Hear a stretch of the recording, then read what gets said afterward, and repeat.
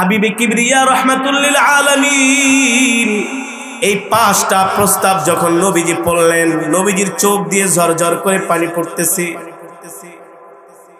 নবী আফসোস করে আর বলে, হায়রে আমার কওম, হায়রে আমার জাতি, আমার বংশধর, তোমরা আমাকে এই কি প্রস্তাব দিলা? এমন কৌশলে আমার সামনে তোমরা প্রস্তাব পেশ করলা যে প্রস্তাব মানলে আমি আর কালেমার দাওয়াত দিতে পারবো না।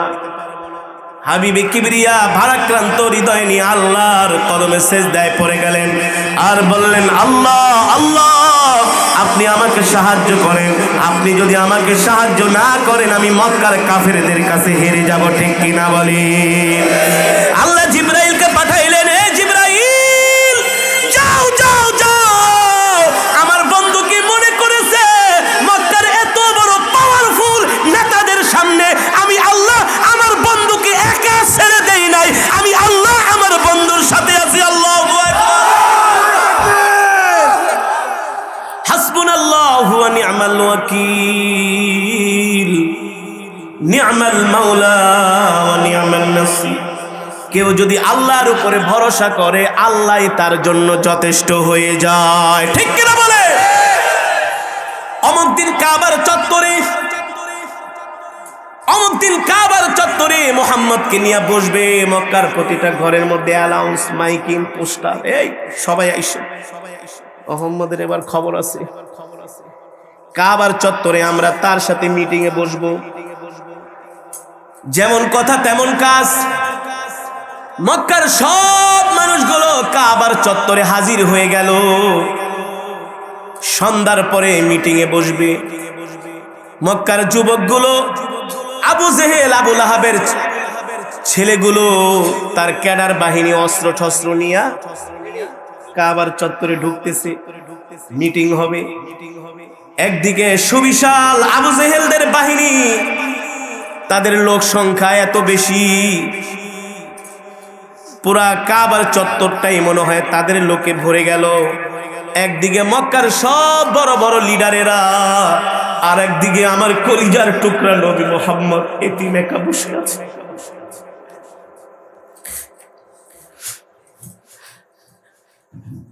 একটা বিচারের মধ্যে, একটা মিটিং এর মধ্যে যদি এক পক্ষের লোক যদি বেশি থাকে আর অপর পক্ষে যদি 1-2 জন থাকে, এবার বুঝেন নিজেকে কতটা অসহায় মনে হয় না?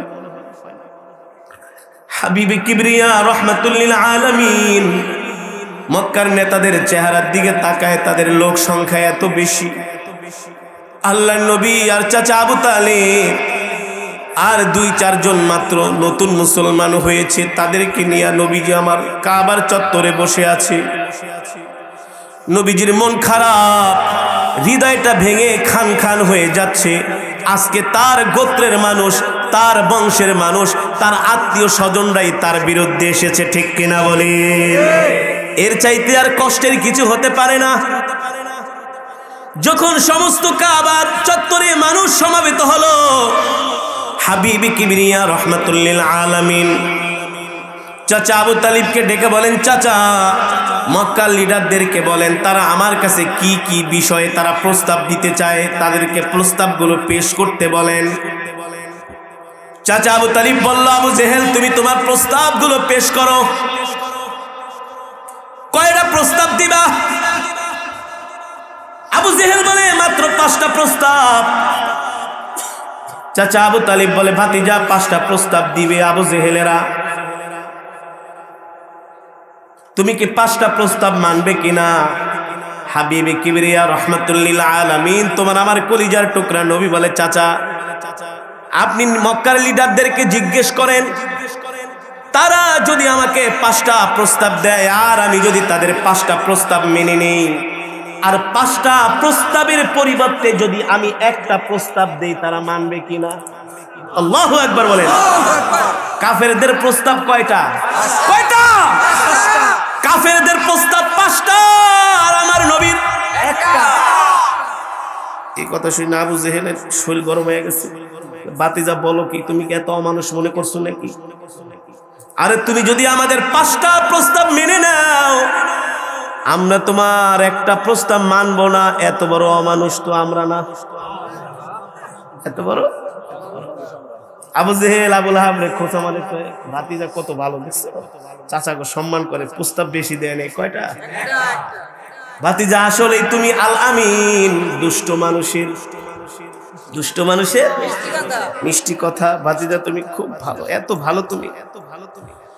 হাবিবে কিবরিয়া রাহমাতুল্লিল আলামিন বলে, মক্কার লিডারেরা, তোমরা তোমাদের প্রস্তাবগুলো পেশ করো। আবু জেহেল লাফ দিয়া দাঁড়ায় গেছে, ভাতিজা আমার 1 নাম্বার প্রস্তাব হলো 5টার একটা, তুমি মাঝে মাঝে আমাকে নির্বোধ বলো, অথচ আমি এত বড় একটা নেতা। এটা আমার প্রেস্টিজে লাগে, আমার ব্যক্তিত্বে লাগে, আমার আত্মমর্যাদায় লাগে। ভাতিজা তুমি আমাকে নির্বোধ মূর্খ টুর্খ বললো না।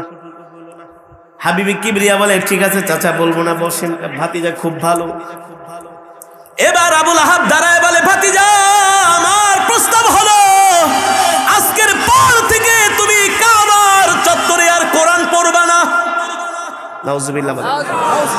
কোরআনের আওয়াজ বন্ধ করতে চায়, যারা কোরআনের আওয়াজ বন্ধ করে ওরা হচ্ছে আবুল আহাবের উত্তরসূরি। কাদের উত্তরসূরি? আবুল আহাবের উত্তরসূরি। যাদের কাছে কোরআনের তেলাওয়াত, কোরআনের বয়ান ভালো লাগে না, তাদের অন্তরের মধ্যে মরিচা পড়ে গেছে, গুনাহে ভরে গেছে, শয়তান ঢুকে গেছে। ঠিক কিনা বলেন? রাহমাতুল্লিল আলামিন বলে, চাচা আমি কাবার চত্বরে কেন জোরে জোরে কোরআন পড়বো না? বলে, ভাতিজা তুমি কোরআন পড়লে আমাদের যুবকদের, আমাদের ছেলেদেরকে ঘরে রাখতে পারি না, ওরা সবাই এসে কাবার চত্বরের চতুর্পাশে দাঁড়ায় দাঁড়ায় তোমার কোরআন শুনি। এতে করে আমরা বিব্রত হই, প্রশ্নের সম্মুখীন হই। আমাদের সন্তানের আমাদেরকে বলে, মুহাম্মদ যেই কোরআন পড়ে তার কোরআনের সাথে কিন্তু কবিতার কোনো মিল নাই। আল্লাহু আকবার। আসলেই তো আল্লাহর পয়গম্বর যেটা পড়ে সেটা দুনিয়ার কোনো কবিতা নয়, সেটা হচ্ছে আমার আল্লাহর জবানের কালাম। কেন ভাতিজা আমাদেরকে বিভ্রান্ত করো, প্রশ্নের সম্মুখীন করো, এত জ্বালাজালি ভাল লাগে না? সুতরাং জোরে জোরে কোরআন পড়বা না। আল্লাহ নবী কয়, ঠিক আছে যান, মানলাম। এবার আবু সুফিয়ান দাঁড়ায় বলে, ভাতিজারে আজকের পর থেকে তুমি কাবার চত্বরে আর নামাজ পড়তে পারবা না। বলে, কেন কেন নামাজ পড়বো না? বলে, তুমি যদি কাবার চত্বরে নামাজ পড়ো এটা আমাদের ধর্মকে অবমাননা করা হয়, কারণ আমরা সেজদা করি মূর্তিকে, আর তুমি এমন একজনকে সেজদা করো যাকে আমরা পছন্দ করি না। নাউজুবিল্লাহ। আরে জোরে বলেন নাউজুবিল্লাহ। ওলীদ ইবনে মুগীরা দাঁড়ায় বলে, ভাতিজা, ও ভাতিজা, আমার প্রস্তাব হলো তুমি আমাদের খোদাকে গালি দিবা না, আমরাও তোমার আল্লাহকে গালি দিব না। হাবিবে কিবরিয়া রাহমাতুল্লিল আলামিন বলে, চাচা আমি তো আপনার খোদাকে গালি দেই নাই, আমি বুঝাইতে চাইছি মাটি দিয়া মূর্তি বানায়া ওই মূর্তিকে সেজদা করেন। এই মূর্তি আপনাদের কোনো কল্যাণ করতে পারবে না, বরঞ্চ এই পৃথিবী সৃষ্টি করেছেন আল্লাহ। ওই আল্লাহর সাথে যদি নাফরমানি করেন, আল্লাহর সাথে নাফরমানি করলে জাহান্নামের আগুন ছাড়া আপনাদের আর কোনো উপায় নাই। আমি চাই না আপনারা আমার চাচা হইয়া, আত্মীয় স্বজন হইয়া জাহান্নামের আগুনও জ্বলেন, এটা আমি আল্লাহর নবী সহ্য করতে পারি না। ঠিক কিনা বলে? এই কারণে বলতেছি আপনারা আপনাদের ধর্ম থেকে ফিরে আসেন। এবার আবু সুফিয়ান দাঁড়ায় বলে, ভাতিজা আজকের পর থেকে তুমি মক্কার কোনো কাফেরদের ঘরে যায় কালেমার দাওয়াত দিতে পারবা না। ইন্না মিনাল বায়ানি লা সিহরুন, তোমার কথার মধ্যে এত জাদু, এত জাদু, তোমার কথার মধ্যে এত আকর্ষণ, তুমি যদি কোনো মানুষকে 5 মিনিট তশকিল করো, সে আমাদের ধর্ম ছাইরা কালেমা পড়ে মুসলমান হয়ে যায়। সুবহানাল্লাহ। আর জোরে কোন সুবহানাল্লাহ, আর জোরে বলেন সুবহানাল্লাহ। আমি মালয়েশিয়া গিয়েছিলাম, সেখানে মালয়েশিয়াতে একটা তাবলীগের মার্কাজ আছে, শ্রীপাতালি জায়গা নাম, শ্রীপাতালি গিয়েছিলাম। চেচনিয়া থেকে একটা তাবলীগ জামাতের কাফেলা আসছে। চিন্তা করলাম মালয়েশিয়া আসছি, প্রোগ্রাম করি, প্রত্যেকদিন টাকা কামাই, 5 স্টার হোটেলে থাকি, ভাল লাগে না, একটু তাবলীগে যাই, 3 দিন সময় লাগাই। দেখি তাদের দাওয়াতের পদ্ধতি কেমন।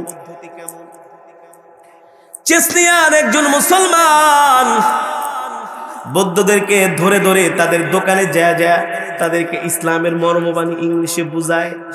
তাদের কথাগুলো তন্ময়ের মতো তাকায় তাকায় একেবারে নির্বাক হয়ে শুনে, কোনো আওয়াজ নাই। ঠিক 2 দিন পরে একজন বৌদ্ধ ওই তাবলীগের মারকাজে এসে কালেমা পড়ে মুসলমান হয়ে গিয়েছে। আল্লাহু আকবার। আমি চিন্তা করলাম, একজন মুসলমানের মুখের কথা শুনা কোরআনের মর্মবাণী ইসলামের সৌন্দর্য তার সামনে তুলে ধরার কারণে একজন কালেমাওয়ালা মুসলমান যদি আরেকজন বিধর্মীকে মুসলমান বানাইতে পারে, তাহলে আমার নবীর কথার মধ্যে আল্লাহ কেমন আকর্ষণ দিয়েছিলেন। সুবহানাল্লাহ। বলে বাতিজা, তুমি মানুষের ঘরে ঘরে যায় কোরআনের দাওয়াত দিও না, কালেমার দাওয়াত দিও না, তাহলে আমাদের মানুষগুলো তোমার পক্ষে চলে যাচ্ছে, কালেমা পড়ে তারা দিন দিন মুসলমান হয়ে যাবে, এতে করে আমাদের জনসংখ্যা কমে যাবে, আমাদের ক্ষমতার মসনদ দুর্বল হয়ে যাবে। তার মানে আল্লাহর নবীর বিরোধিতা করার মূল কারণ হলো মক্কার কাফেরদের ক্ষমতা। ঠিক কিনা বলে? কি ক্ষমতা? হাবিবে কিবরিয়া বললেন, ও আমার চাচারা, আত্মীয় স্বজনেরা, মক্কার লিডারেরা, আপনাদের প্রস্তাব শেষ হয়েছে, বলা হয় 5টা প্রস্তাব দিয়েছি। হাবিবে কিবরিয়া বলে, আপনাদের 5টা প্রস্তাব যদি আমি মেনে নেই, আপনার আমার একটা প্রস্তাব মানবেন তো? একটা প্রস্তাব।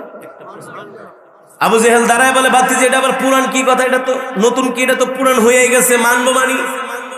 শুধু তোমার একটা প্রস্তাব পেশ করো, যদি আমরা না মানি তাহলে তুমি বললো আমরা অমানুষের বাচ্চা।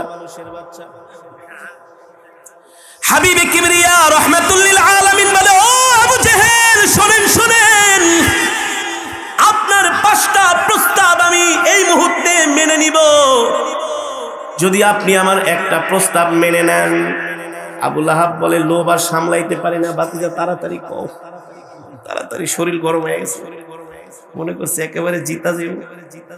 ভাতিজা তাড়াতাড়ি বলো, মিটিং মুলতবি ঘোষণা করো, যার যার গন্তব্যে যেতে হবে। বুঝছি আজকে আমরা জিতে গিয়েছি।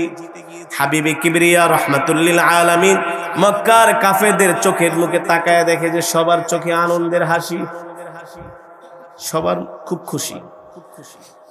আল্লাহর নবী বলে, ও আমার চাচারা, মক্কার লিডারেরা, শুনেন শুনেন, আমার একটা প্রস্তাব হলো, আজকের মিটিং থেকে শুধু আমার একটা প্রস্তাব মানবেন, সেটা হলো এই মুহূর্তে আপনারা সবাই কালেমা পড়েন, লা ইলাহা ইল্লাল্লাহু মুহাম্মাদুর রাসূলুল্লাহ সাল্লাল্লাহু।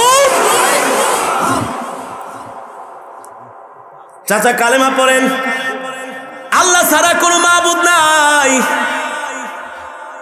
আর আমি আল্লাহর নবী, আমাকে মাইনা নেন আল্লাহর নবী হিসাবে, আর এক আল্লাহর উপরে ঈমান আনেন।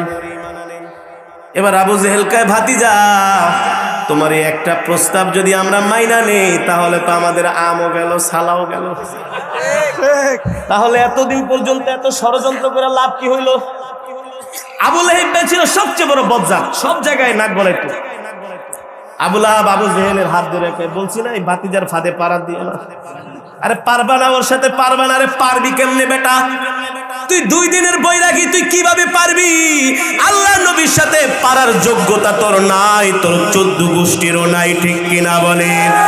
খাওয়া শুরু করেছে, খেয়ে রাজার মতো চলে গিয়েছে, আবার সব দস্তরখান খাবার টাবার নিজের হাতে পরিষ্কার করছে। হুজুর ওয়াশরুমে যাবে, বাথরুমে আগে যায় বাথরুমটা পরিষ্কার করে দিয়েছি, শুধু পরিষ্কার করেই দেই নাই, টয়লেট পেপার আগিয়ে দিয়েছি, শুধু টয়লেট পেপার আগে শেষ করি নাই। উস্তাদ ওযু করবে, তার জন্য ওযুর পানি রেডি করে দাঁড়ায় ছিলাম। উস্তাদের মেসওয়াক নিয়া ওযু শেষ, উস্তাদের জন্য গামছা নিয়ে দাঁড়ায় ছিলাম।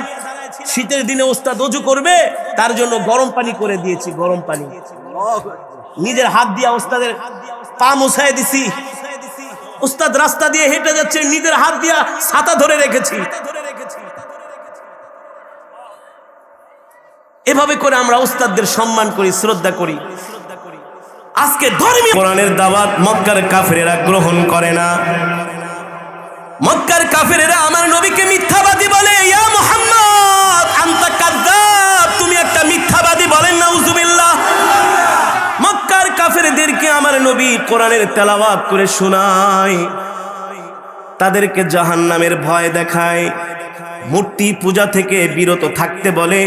মক্কার কাফেরেরা বলে, মুহাম্মদ তুমি নিজে নিজে কবিতা বানায়া সেটা কোরআন বলে চালায়া দাও। নাউজুবিল্লাহ বলবেন না। আল্লাহ কোরআনের আয়াত নাজিল করে দিলেন, ওয়ামা ইয়ানতিকু আনিল হাওয়া ইন হুয়া ইল্লা ওয়াহয়ু ইউহা। আল্লাহু আকবার। ও নবী আপনি বলে দেন, আপনি ততক্ষণ পর্যন্ত আপনার মন থেকে কিছু বলেন না যতক্ষণ আল্লাহ আপনাকে নির্দেশ না দেয়। ঠিক কিনা বলেন? এতদিন পর্যন্ত নবী আমার মক্কার কাফেরদের বাজারের ব্যাগ আগায় দিছে, রাস্তা পরিষ্কার করে দিয়েছে। আমার নবী সবার সাথে কোমল আচরণ করেছে। নবীকে গালি দিলে নবী প্রতিবাদ করে নাই।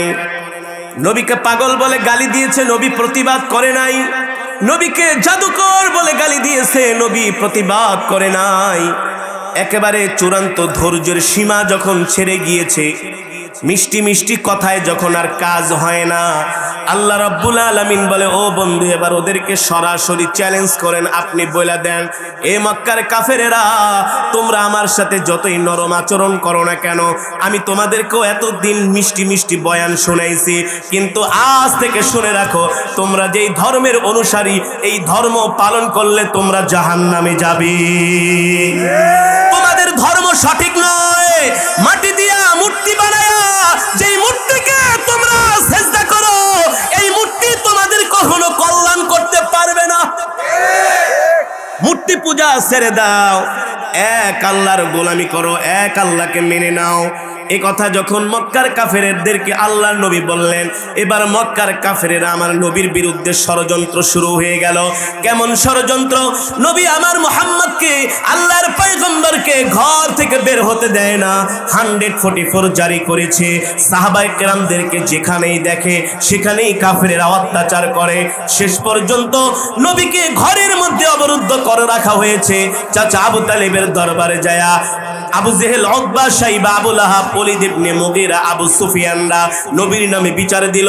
আবু তালেব, আমরা আপনাকে সম্মান করি, আমরা আপনাকে শ্রদ্ধা করি, ভালোবাসি, কিন্তু শুনে রাখেন ভাতিজা মুহাম্মদ যেভাবে করে আমাদের বিরুদ্ধাচরণ করছে, আমাদের ধর্মের বিরুদ্ধে, আমাদের মূর্তির বিরুদ্ধে, আমাদের খোদার বিরুদ্ধে যেভাবে করে বিষোদ্গার করছে, আমরা এটা মানতে পারি না।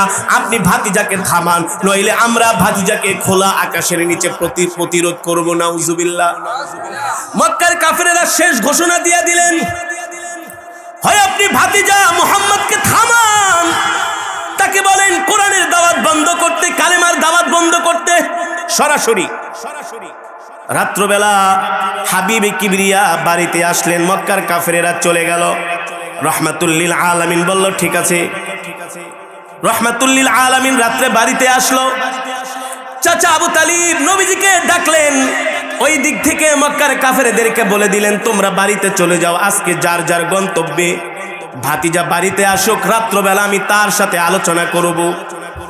হাবিবে কিবরিয়া রহমাতুল লিল আলামিন সরকারে দো আলম রাত্রবেলা যখন বাড়িতে আসলেন, চাচা আবু তালিব পয়গম্বরকে ডাকলেন। আল্লাহর নবী রহমাতুল লিল আলামিন চাচা আবু তালিবের সামনে যেয়ে বসলেন। আবু তালেবের চেহারা ঘামিয়ে গিয়েছেন, তিনি ভয় পেয়ে গিয়েছেন। তার কারণ হলো মক্কার কাফেরেরা বলেছে, যদি মুহাম্মদ তার এই কার্যক্রম থেকে বিরত না হয়, তাহলে আমরা তার সাথে খোলা আকাশের নিচে ফয়সালা করব। এর মানে হলো মক্কার পাওয়ার শক্তিগুলো এক হয়ে গেছে, মক্কার পরাশক্তি বড় বড় নেতারা এক হয়ে গেছে। একদিকে মক্কার সকল শক্তি, আর একদিকে হচ্ছেন আল্লাহর নবী একা। চাচা আবু তালিব ভয় পেয়ে গেলেন। আরে ভাতিজা একদিকে একা, আর মক্কার সব লিডারেরা একদিকে। যদি তারা আমার ভাতিজার উপরে হামলা করে, একজন দুইজন মানুষ কখনো তাদের প্রতিরোধ করা সম্ভব? আল্লাহর নবী রাত্রবেলা বাড়িতে আসার পরে চাচা আবু তালিবের সাথে বসছেন। হাবিবে কিবরিয়া রহমাতুল লিল আলামিন বলেন, চাচা, মক্কার বড় বড় লিডারেরা আমার বিরুদ্ধে এত ষড়যন্ত্র চক্রান্ত করে, একটা কাজ করেন, মক্কার বড় বড় লিডারদেরকে নিয়ে আর আমাকে নিয়ে এক জায়গায় বসেন, একটা মীমাংসা হবে। এক জায়গায় বসেন, একটা মীমাংসা হবে। তারা আমার বিরুদ্ধে এত প্রোপাগান্ডা, মিথ্যা তথ্য, মিথ্যা বিভ্রান্তি ছড়িয়ে সমাজের মানুষকে আমার বিরুদ্ধে তারা ফুঁসে দিয়েছে। এই সমাজের মধ্যে এখনো এমন কিছু মানুষ আছে আলেমদের বিরুদ্ধে মিথ্যা তথ্য দেয়, তাই না? জনগণকে খেপানোর চেষ্টা করে কি করে না? কিন্তু জনগণ এখন আর ওই সস্তা ষড়যন্ত্র খায় না। হাবিবি কিবরিয়া বলে, চাচা আমার বিরুদ্ধে মিথ্যা ষড়যন্ত্র না করে, মিথ্যা তথ্য আমার বিরুদ্ধে না ছড়ায়া বলেন মক্কার লিডারদেরকে আমার সাথে যারা তারা এক জায়গায় বসে, বসার পরে নিশ্চয় একটা সমাধান হবে। তাদের যদি কোনো প্রস্তাব থাকে তারা আমাকে দেখি তারা কি প্রস্তাব দেয়, আমিও তাদেরকে প্রস্তাব। এই কথা শুনে চাচা আবু তালিব খুশি হয়ে গেলেন, মনে হয় এবার ভালো কিছু হবে। কারণ চাচা আবু তালিব কালিমা পড়ে মুসলমান হয় নাই, না হলে কি হবে, এক মুহূর্তের জন্য আল্লাহর নবীকে চাচা আবু তালিব ছেড়ে যায় নাই, এক মুহূর্তের জন্য ছেড়ে যায় নাই। চাচা আবু তালিব চলে গেলেন আবু জেহেলের বাড়িতে, মক্কার লিডারদেরকে ডাকলেন, এদিকে আসো, তোমাদের জন্য একটা সুখবর আছে। কি খবর? ভাতিজা বলেছে তোমাদের সবাইকে নিয়ে এক জায়গায় একটা মিটিং এ বসবে, তোমাদের কি কি প্রস্তাব আছে, দাবি দাওয়া আছে, তোমরা ভাতিজার সামনে পেশ করবা। আশা করি এই মিটিং এর মাধ্যমে ভালো একটা রেজাল্ট, একটা সমাধান বের হয়ে আসবে। আবু জেহেল, উতবা, সাইবা, আবু লাহাব, ওলীদ ইবনে মুগীরা, আবু সুফিয়ান, তারা ছিল মক্কার সবচেয়ে পাওয়ারফুল নেতা। সব শয়তানগুলা এক হয়েছে, এক হয়ে বলে, আচ্ছা বলো ভাতিজার সাথে আমরা কাবার চত্বরে বৈশা মিটিং করব, কিন্তু আমরা যদি এই সময়ে কয়েকটা প্রস্তাব ভাতিজাকে দিই, যে প্রস্তাব দিয়া ভাতিজাকে ঠেকানো যাবে, সে যাতে তার কালেমার দাওয়াত, কোরআনের দাওয়াত না দেয়, এমন কি প্রস্তাব দেওয়া যায় বলো। আবু জেহেল দাঁড়ায় বলে, আবু লাহাব রে, ভাতিজা যেখানে আমাকে পায় সেখানেই শুধু নির্বোধ আর মূর্খ বইলা গালি দেয়। এক নাম্বার প্রস্তাব লেখো যাতে ভাতিজা আমাকে নির্বোধ আর মূর্খ না বলে। মানে নবীজি তাকে মাঝে মাঝে দেখে বলতো, চাচা এই মূর্তি পূজা কেন করেন, আপনি একটা শিক্ষিত মানুষ, মূর্খের মতো নির্বোধের মতো কেন কাজ করেন। আবু জেহেল এই কথাটা আমার খুব লেগে গেছে, এগুলা যাতে ভাতিজা না বলে মানুষের সামনে।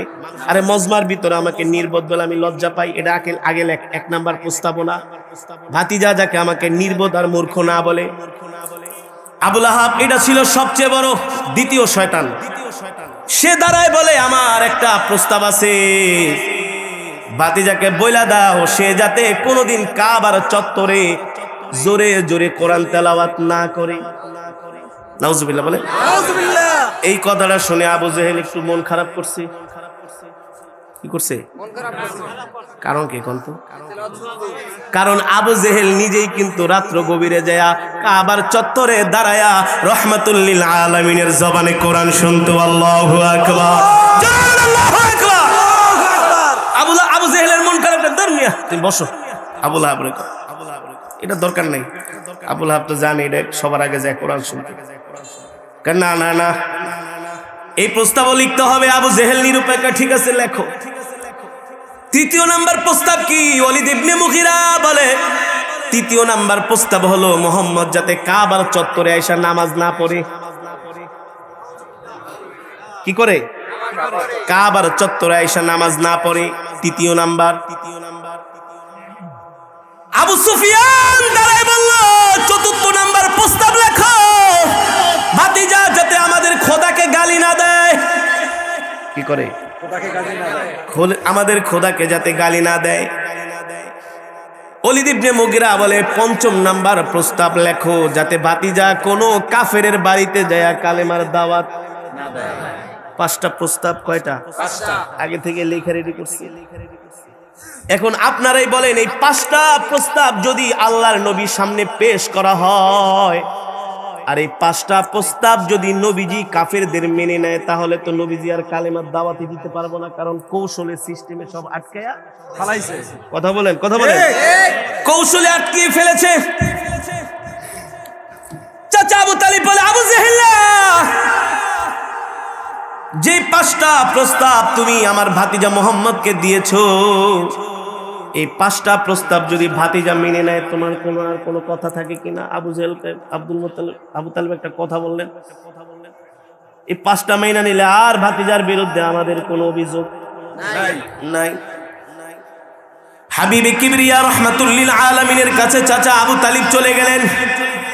এ যুবক, তোমার আমার কলিজার টুকরা নবীকে আল্লাহ কত জ্ঞান, কত মেধা, কেমন প্রজ্ঞা, কেমন হিকমত দান করেছিলেন একবার খেয়াল করো। আল্লাহু আকবার। চাচা আবু তালিব যা বলল, ভাতিজা আবু জেহেলরা তো তোমাকে 5টা প্রস্তাব দিছে। কয়টা? 5টা। চাচা দেহি তো প্রস্তাবগুলা। দেখে 1 নম্বরে লেখছে যাতে আবু জেহেলের নির্বোধার মূর্খ না বলে। 2 নম্বরে প্রস্তাব আল্লাহর নবী যাতে কাবার চত্বরে কোরআন শরীফ না পড়ে। 3 নম্বর প্রস্তাব আল্লাহর নবী যাতে কাবার চত্বরে নামাজ না পড়ে। 4 নম্বর প্রস্তাব যাতে আল্লাহ নবী তাদের মুক্তি আর খোদার বিরুদ্ধে না বলে। 5 নম্বর প্রস্তাব হলো আল্লাহ নবী তো সারাদিন কাজ হলো তাবলীগ করা, দাওয়াত দেওয়া, কাফেরদেরকে মুসলমান বানানো। ঠিক কিনা বলেন? প্রস্তাব বুঝছেন? হাবিবে কিবরিয়া রাহমাতুল লিল আলামিন এই 5টা প্রস্তাব যখন নবীজি পড়লেন, নবীজির চোখ দিয়ে ঝরঝর করে পানি পড়তেছে। নবী আফসোস করে আর বলে, হায় রে আমার কওম, হায় রে আমার জাতি, আমার বংশধর, তোমরা আমাকে এই কি প্রস্তাব দিলা? এমন কৌশলে আমার সামনে তোমরা প্রস্তাব পেশ করলা যে প্রস্তাব মানলে আমি আর কালেমার দাওয়াত দিতে পারবো না।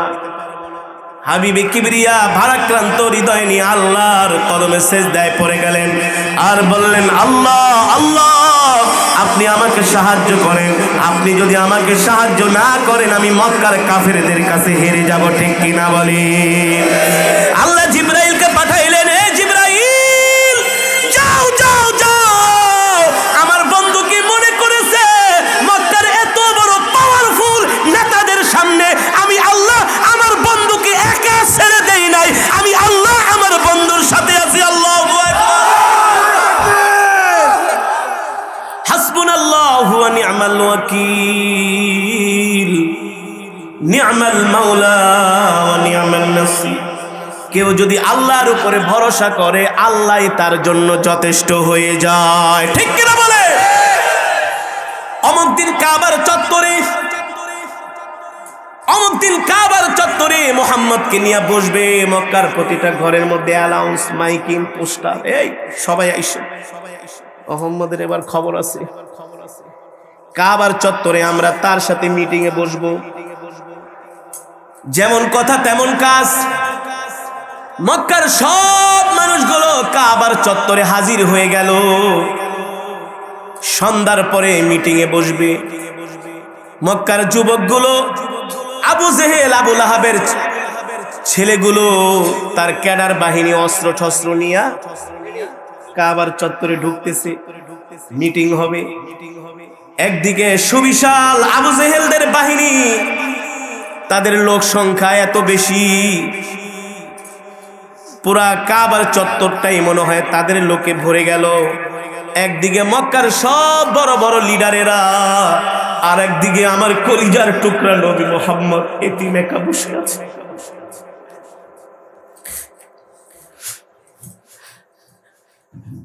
একটা বিচারের মধ্যে, একটা মিটিং এর মধ্যে যদি এক পক্ষের লোক যদি বেশি থাকে আর অপর পক্ষে যদি 1-2 জন থাকে, এবার বুঝেন নিজেকে কতটা অসহায় মনে হয় না? হাবিবে কিবরিয়া রাহমাতুল লিল আলামিন মক্কার নেতাদের চেহারার দিকে তাকায়, তাদের লোক সংখ্যা এত বেশি। আল্লাহর নবী আর চাচা আবু তালেব আর 2-4 জন মাত্র নতুন মুসলমান হয়েছে, তাদেরকে নিয়ে নবীজি আমার কাবার চত্বরে বসে আছে। নবীজির মন খারাপ, হৃদয়টা ভেঙে খান খান হয়ে যাচ্ছে। আজকে তার গোত্রের মানুষ, তার বংশের মানুষ, তার আত্মীয় স্বজনরাই তার বিরুদ্ধে এসেছে। ঠিক কিনা বলেন? এর চাইতে আর কষ্টের কিছু হতে পারে না। যখন সমস্ত কাবার চত্বরে মানুষ সমাবেত হলো, হাবিবে কিবরিয়া রাহমাতুল লিল আলামিন চাচা আবু তালিবকে ডেকে বলেন, চাচা মক্কার লিডারদেরকে বলেন তারা আমার কাছে কি কি বিষয়ে তারা প্রস্তাব দিতে চায়, তাদেরকে প্রস্তাবগুলো পেশ করতে বলেন। চাচা আবু তালিব বলল, আবু জেহেল তুমি তোমার প্রস্তাবগুলো পেশ করো। কয়টা প্রস্তাব দিবা? আবু জেহেল বলে মাত্র 5টা প্রস্তাব। চাচা আবু তালিব বলে, ভাতিজা 5টা প্রস্তাব দিবে আবু জেহেলেরা, তুমি কি 5টা প্রস্তাব মানবে কিনা?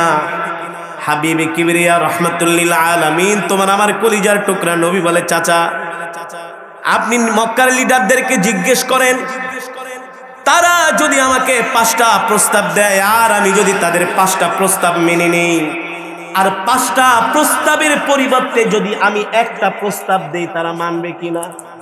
আল্লাহু আকবার বলেন। কাফেরদের প্রস্তাব কয়টা? কয়টা? কাফেরদের প্রস্তাব 5টা আর আমার নবীর একটা। এই কথা শুনে আবু জেহেলের শরীর গরম হয়ে গেছে। বাতিজা বলো কি, তুমি কি এত অমানুষ মনে করছো নাকি? আরে তুমি যদি আমাদের 5টা প্রস্তাব মেনে নাও, আমরা তোমার একটা প্রস্তাব মানবো না। এত বড় অমানুষ তো আমরা না। এত বড় আবু জেহেল আবুল আহাব রে খোঁচা মানে ভাতিজা কত ভালো দেখছে, চাচাকে সম্মান করে, প্রস্তাব বেশি দেয় নেই। কয়টা? ভাতিজা আসলেই তুমি আল আমিন, দুষ্ট মানুষের মিষ্টি কথা। ভাতিজা তুমি খুব ভালো, এত ভালো তুমি। হাবিবে কিবরিয়া রাহমাতুল লিল আলামিন বলে, মক্কার লিডারেরা তোমরা তোমাদের প্রস্তাবগুলো পেশ করো। আবু জেহেল লাফ দিয়া দাঁড়ায় গেছে, ভাতিজা আমার 1 নাম্বার প্রস্তাব হলো 5টার একটা। তুমি মাঝে মাঝে আমাকে নির্বোধ বলো, অথচ আমি এত বড় একটা নেতা। এটা আমার প্রেস্টিজে লাগে, আমার ব্যক্তিত্বে লাগে, আমার আত্মমর্যাদায় লাগে। ভাতিজা তুমি আমাকে নির্বোধ মূর্খ টুর্খ বললো না। হাবিবে কিবরিয়া বলে, ঠিক আছে চাচা বলবো না, বসেন। ভাতিজা খুব ভালো। এবার আবুল আহাব দাঁড়ায় বলে, ভাতিজা আমার প্রস্তাব হলো আজকের পর থেকে তুমি কাবার চত্বরে আর কোরআন পড়বা না। নাউজুবিল্লাহ। কোরআনের আওয়াজ বন্ধ করতে চায়। যারা কোরআনের আওয়াজ বন্ধ করে ওরা হচ্ছে আবুল আহাবের উত্তরসূরি। কাদের উত্তরসূরি? আবুল আহাবের উত্তরসূরি। যাদের কাছে কোরআনের তেলাওয়াত, কোরআনের বয়ান ভালো লাগে না, তাদের অন্তরের মধ্যে মরিচা পড়ে গেছে, গুনাহে ভরে গেছে, শয়তান ঢুকে গেছে। ঠিক কিনা বলেন?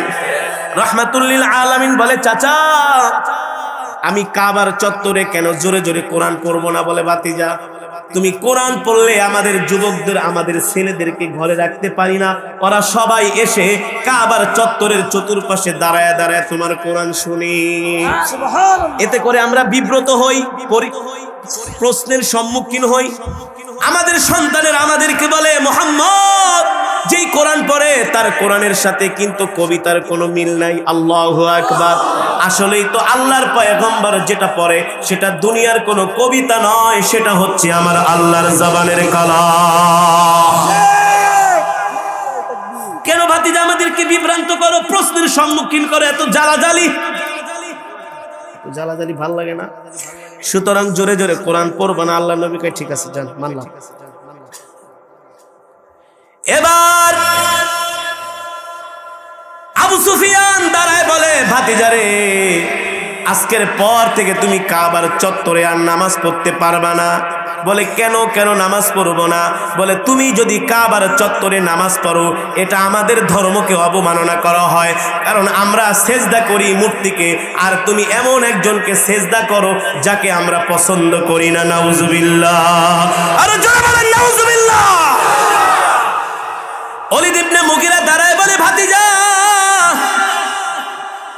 ও ভাতিজা আমার প্রস্তাব হলো তুমি আমাদের খোদাকে গালি দিবা না, আমরাও তোমার আল্লাহকে গালি দিব না।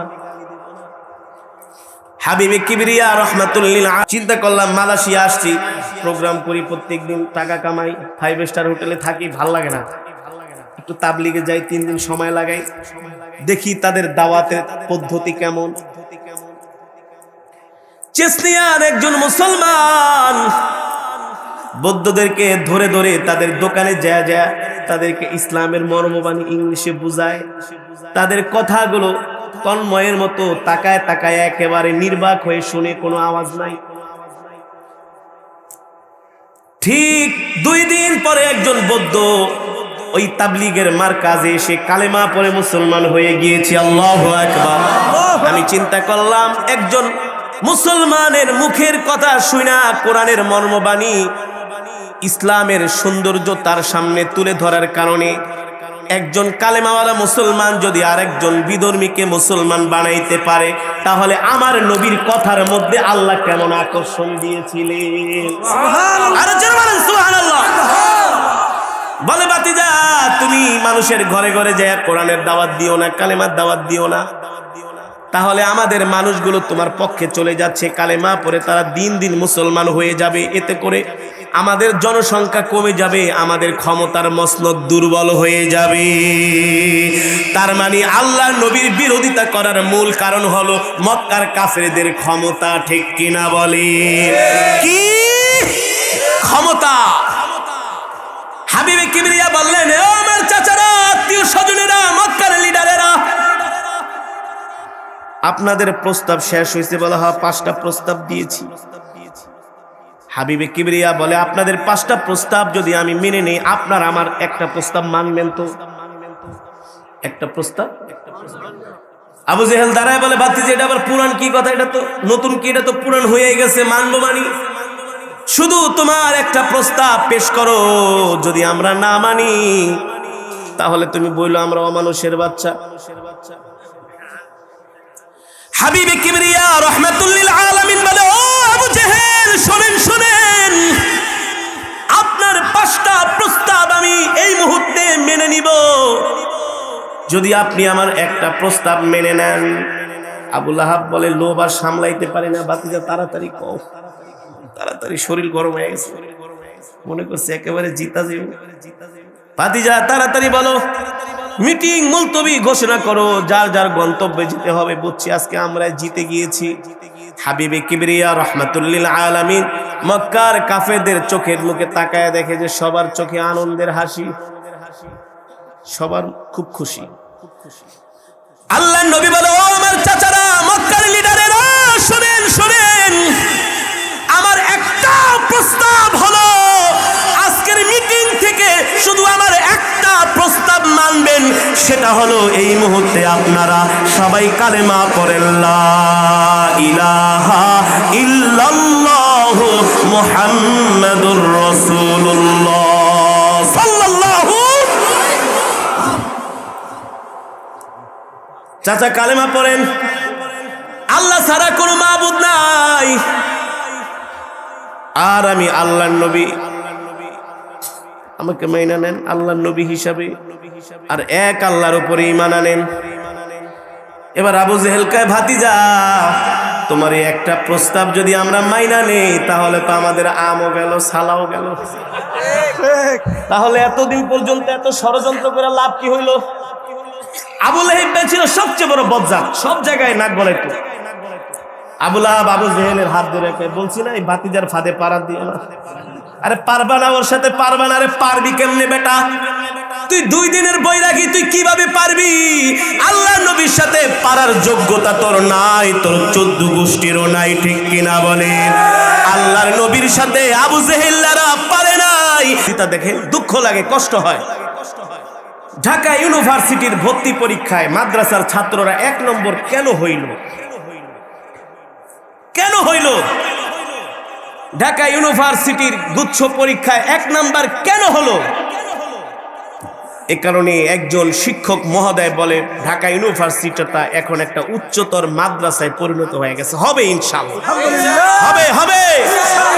ইসলামী আন্দোলনের, ছাত্র আন্দোলনের ছেলেদের উপর বারবার হামলা হয়েছে, কিছুই করতে পারবে না। আল্লাহর জমিনে আল্লাহর দ্বীন আল্লাহ টিকায় রাখবেন, রাখবেন, এটা আল্লাহর ওয়াদা। কার ওয়াদা? আমাদের কাজ হচ্ছে শুধু মেহনত করা, শ্রম দেওয়া। ঠিক কিনা বলে? মাদ্রাসার ছাত্র কোনো 1 নাম্বার হইল, এ কারণে তাদের ঘুম হারাম হয়ে গেছে, প্রেশার বেড়ে গিয়েছে, চুলকানি শুরু হয়ে গেছে। ওই ঢাকা ইউনিভার্সিটির পরে এখন 7টা বিশ্ববিদ্যালয় মাদ্রাসা ছাত্ররা 1 নম্বর। আলহামদুলিল্লাহ বলেন, আলহামদুলিল্লাহ বলেন। কারণ কি? মাদ্রাসার ছাত্ররা গাঁজা খায় না, ইয়াবা খায় না, ফেন্সিডিল খায় না, ঠিক কিনা বলেন? তারা 5 ওয়াক্ত নামাজ পড়ে, আল্লাহর হুকুম মানে, আল্লাহর গোলামি করে। সুতরাং সত্যকে কখনো অস্বীকার করা যাবে না। আজকে কলেজ ইউনিভার্সিটিতে কি হচ্ছে? পড়ালেখা নাই, শুধু মাস্তানি, মারামারি, কাটাকাটি, ঠিক কিনা বলেন? ও শিক্ষকদেরকে তারা রুমের ভিতরে তালা মেরে রাখে। আর আমরা আমাদের ইতিহাস শুনবেন, আমাদের ওস্তাদরা যখন রাত্রবেলা ঘুমাইতে যায়, এই নিজের হাত দিয়া 10 বছর পর্যন্ত উস্তাদের বিছনা করে দিয়েছি, বিছনা মশারিটা টানায় দিয়েছি, মশারি টানিয়ে দিয়েছি। উস্তাদ খাবে, বাহিরে গিয়েছে, আসার আগে একেবারে মনে হয় রাজা খাবে, রাজা রাজপ্রাসাদের মতো খাবার রেডি করে রেখেছি, খাবার রেডি করে বসে আছি। উস্তাদ আসছে, নিজের হাত দিয়া পানি ঢেলে দিয়েছি, নিজের হাত দিয়া হুজুর হাত ধুয়ে খাওয়া শুরু করেছে, খেয়ে রাজার মতো চলে গিয়েছে। আবার সব দস্তরখান খাবার টাবার নিজের হাতে পরিষ্কার করছে। হুজুর ওয়াশরুমে যাবে, বাথরুমে আগে যায় বাথরুমটা পরিষ্কার করে দিয়েছি, শুধু পরিষ্কার করেই দেই নাই, টয়লেট পেপার আগিয়ে দিয়েছি, শুধু টয়লেট পেপার আগে শেষ করি নাই। উস্তাদ ওযু করবে, তার জন্য ওযুর পানি রেডি করে দাঁড়ায় ছিলাম। উস্তাদের মেসওয়াক নিয়া ওযু শেষ, উস্তাদের জন্য গামছা নিয়ে দাঁড়ায় ছিলাম। শীতের দিনে উস্তাদ ওযু করবে, তার জন্য গরম পানি করে দিয়েছি, গরম পানি নিজের হাত দিয়া উস্তাদের পা মুছায় দিছি। উস্তাদ রাস্তা দিয়ে হেঁটে যাচ্ছে, নিজের হাত দিয়া ছাতা ধরে রেখেছি। এভাবে করে আমরা উস্তাদদের সম্মান করি, শ্রদ্ধা করি। আজকে ধর্মীয় শিক্ষা না থাকার কারণে কলেজ ইউনিভার্সিটি গুলো আজকে সন্ত্রাসের আখড়াখানায় পরিণত হয়েছে। এই কথা বললেই কারে আসাদ খালি কেরাত পড়েন, খুব ভালো, ওয়াজ করেন না। কি করেন না? ওয়াজ করার দরকার নাই। একজন তো আমাকে বলছি ওয়াজ, এখন এই ওয়াজ বন্ধ করে দেন, খালি কেরাত পড়বেন। আপনি ওয়াজ করবেন। বাংলাদেশের একজন কারি সাহেব আছে, হ্যাঁ কত সুন্দর কেরাত পড়ে সবার সাথে, তা আপনি দরকার কি এত ওয়াজ করার? ওয়াজ করার দরকার কি? হ্যাঁ, এই কথা মক্কার কাফেরেরাও বলতো, ঠিক না বলেন? মক্কার কাফেরেরা বলতো এমন কথা বলো না যাতে গায়ে লাগে। কিসে লাগে? কিন্তু আজকে আমার কলেজ ইউনিভার্সিটির ছাত্রগুলো মাদকাসক্ত হয়ে যাচ্ছে, গাঁজাখোর, ইয়াবাখোর, অ্যাডিক্টেড হয়ে যাচ্ছে। তারা মাদকের পিছনে এমন ভাবে লেগেছে, আজকে মাদকের টাকার জন্য মায়ের উপরে অত্যাচার করে, বাবার উপরে অত্যাচার করে, ঠিক কিনা বলেন? একজন শিক্ষক ছাত্র বড় চুল রাখছে, তার চুল কেটে দেওয়ার কারণে তাকে জেল খাটতে হয়েছে। কোথায় আছে শিক্ষা ব্যবস্থা? এভাবে যদি চলতে থাকে আর কিছুদিন পরে দেখবেন কলেজ ইউনিভার্সিটি স্কুলের অভিভাবকরা এসে স্যারদের পায়ে ধরবে, পা যে বেদ দিলাম, বেদ দিয়া পিটান, শাসন করেন, পারতেছি না ওদেরকে সামাল দিতে, শাসন করেন, পারতেছি না। এখন বুঝতেছেন না, আর কিছুদিন পরে কপাল থাবড়াইবেন, কোনো লাভ হবে না। আজকে আগে আমরা দেখতাম স্কুলের যখন বিদায় অনুষ্ঠান হতো, হ্যাঁ কি হতো? বিদায় অনুষ্ঠানে মিলাদ মাহফিল হতো, দোয়া হতো, কোরআন তেলাওয়াত হতো, দোয়া হতো। আর এখন এইসব বিদায় অনুষ্ঠানের নামে র‍্যাগ দিয়ে একটা অনুষ্ঠান করা হয়। কি করে? এর ভিতরে যত নষ্টামি, মানে কি বলবো, অশ্লীলতা, লুচ্চামি, বদমাশি সবই র‍্যাগদের ভিতরে করা হয়। ছেলেরা মেয়েরা একসাথে নাচে, কি করে? আর সাদা গেঞ্জি পরে, গেঞ্জির উপরে যে যে আইসা অটোগ্রাফ দেয়, এক একটা লেখা দেয়, তাও কি অশ্লীল বাক্য। এই র‍্যাগ দিয়ে অনুষ্ঠান প্রত্যেকটা স্কুল থেকে বন্ধ করতে হবে। এগুলো মুসলমানদের কালচার নয়, এগুলো ইহুদি খ্রিস্টানদের সংস্কৃতি, ঠিক কিনা বলেন? সীমান্তের ওই পার থেকে ভাড়া করে আনা হয়েছে। এগুলো 4-5 বছর ধরে দেখতেছি এই সমস্ত ভণ্ডামি অনুষ্ঠানের আয়োজন করা হয় প্রত্যেকটা কলেজে, প্রত্যেকটা স্কুলে। সেখানে তারা ডিজে পার্টি করে, ডেক সেট বাজায়, গান গায় আর নাচে, ছেলেরা মেয়েরা বিদায় অনুষ্ঠান করে, যেইতা সিগা। এগুলো মুসলমানদের সংস্কৃতি হতে পারে না। আজকে কিশোর গ্যাংয়ের নামে কিশোরেরা এক কিশোর আর এক কিশোরকে হত্যা করছে। আপনাদের কাছে আমার প্রশ্ন, যদি তাদেরকে ধর্মীয় শিক্ষা দেওয়া হতো, প্রত্যেকটা কলেজ ইউনিভার্সিটিতে ধর্মীয় শিক্ষা বাধ্যতামূলক, রাসূলের জীবনী পড়াতে হবে, 4 খলিফার জীবনী পড়াতে হবে, এই জীবনীগুলো যদি তাদেরকে পড়ানো হতো, আমার দেশের কলেজ ইউনিভার্সিটি স্কুলের স্টুডেন্টরা হয়তো খারাপ পথে যেত না। রাসূলের জীবনী পড়লে তারা মানুষের মতো মানুষ হতো, এই সমস্ত নেশার ধারে কাছে তারা যেত না, খারাপ পথে কখনোই যেত না। যদিও বর্তমানে উল্টাপাল্টা সংস্কৃতির ছবলে পড়ে তারা কিছুটা পথভ্রষ্ট হয়ে যায়, কিন্তু ধর্মীয় শিক্ষা তাদেরকে পরিপূর্ণ দিলে তারা কখনো গোমরাহ হতো না। ঠিক কিনা বলেন? এই কারণে মুসলমান, আমাদের ঈমান আমাদেরকে বাঁচাতে হবে, ইসলাম মানতে হবে। আল্লাহ নবী ইসলামের জন্য, দ্বীনের জন্য রক্ত দিয়েছে, জান দিয়েছে, মাল দিয়েছে। আমাদেরও আল্লাহর নবী হযরত সাহাবায়ে কেরামের মতো কোনো এক সময় ঈমানের পরীক্ষা দিতে হবে। তৈরি আছেন তো ইনশাআল্লাহ? তৈরি আছেন তো ইনশাআল্লাহ? ভয় পাইতেছেন? তৈরি আছেন তো ইনশাআল্লাহ? জান লাগলে জান দিব, মাল লাগলে মাল দিব, ইসলাম ছাড়া যাবে না। ঠিক কিনা বলে? এই কথা আল্লাহ আমাদের বোঝার তৌফিক দান করুন। আর জোরে সেরে বলি আমিন। সন্তানদেরকে এই সমস্ত র‍্যাক ডে ঠ্যাক যে অনুষ্ঠানের কথা শুনলেই টাকা পয়সা দেওয়া বন্ধ করে বলবেন তোর অনুষ্ঠানে যাওয়া লাগবে না। কঠিন ভাবে তাদেরকে, শক্ত হাতে তাদেরকে সামাল দিবেন, শাসন করবেন, নইলে আমাদের সমাজের অবস্থা দিন দিন খারাপ হয়ে যাচ্ছে। এতক্ষণ যে কথাগুলো বললাম, ইসলামকে ভালোবাসতে হবে, ইসলাম অনুযায়ী আমাদের জীবনকে পরিচালিত করতে হবে। কোরআনে মাজিদের তেলাওয়াত আমাদের বেশি বেশি ঘরের মধ্যে করতে হবে, সন্তানদেরকে কোরআন শিক্ষা দিতে হবে। তাহলে এই সমস্ত অত্যাচার, অনাচার, এই সমস্ত গুনার কাজ থেকে আল্লাহ আমাদেরকে হেফাজত করবে। ঠিক কিনা বলেন? রব্বে করিম আমাদের সকলকে আল্লাহর গোলাম হিসাবে কবুল করুন, বলি আমিন। আরো জোরে সরে বলি আমিন। এই মজমা, এই মাহফিলকে আল্লাহ কিয়ামত পর্যন্ত কবুল করুন, বলি আমিন। অত্র এলাকার যুব সমাজ মিলে আজকের এই মাহফিলের আয়োজন করেছে। আমার পরিজার টুকরা যুবক ভাইদের অন্তরের মধ্যে আল্লাহ তাআলার ভয়, আল্লাহর মোহাব্বত, নবীর মোহাব্বত পয়দা করে দেন, বলি আমিন। এই আশা ব্যক্ত করে আমি আমার আলোচনা এখানে শেষ করছি।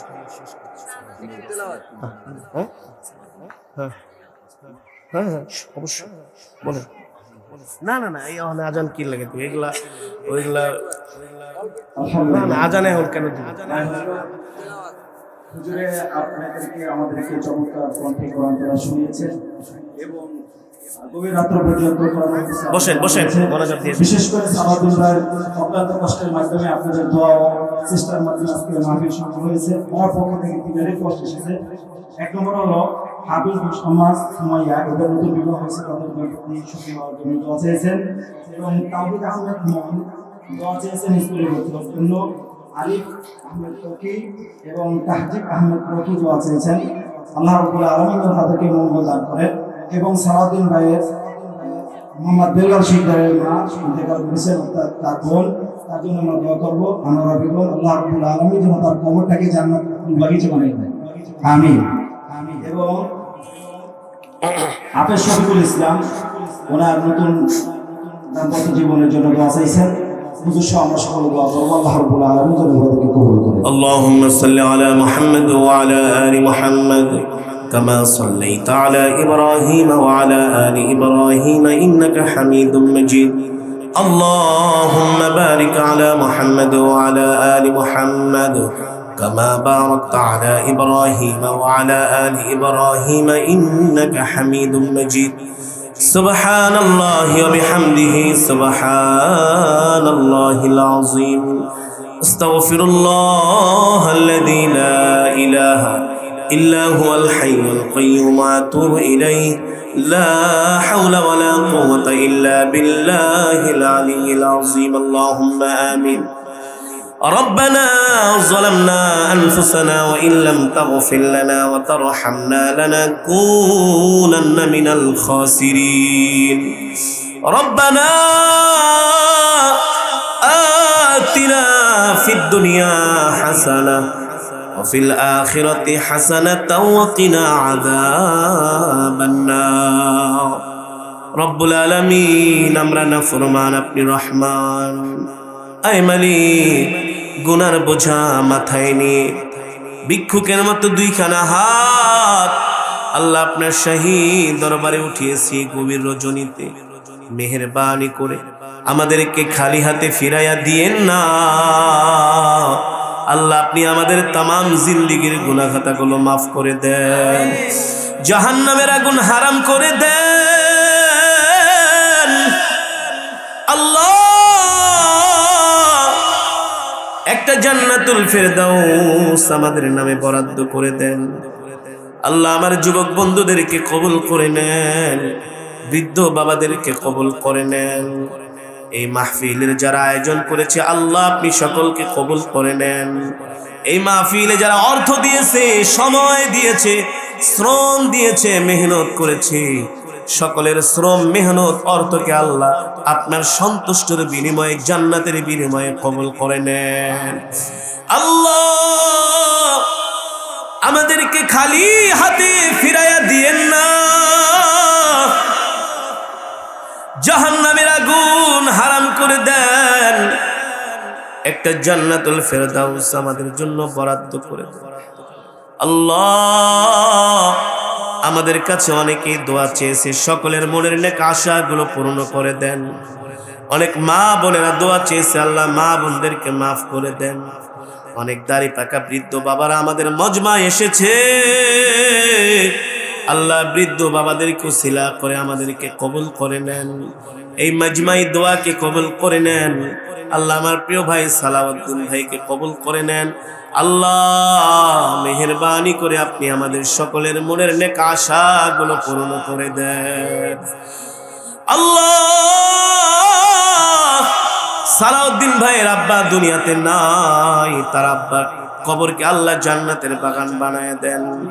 আমাদের অনেকের বাবা বেঁচে নাই, আমাদের বাবাদের কবরকে আল্লাহ জান্নাতের বাগান বানায় দেন। জনম দুঃখিনী মা কবরে আযাব মাফ করে দেন। অনেক মা বোনেরা হাত উঠিয়েছে, মাওলা মা বোনদেরকে কবুল করে নেন। আজকের মাহফিলকে উসিলা করে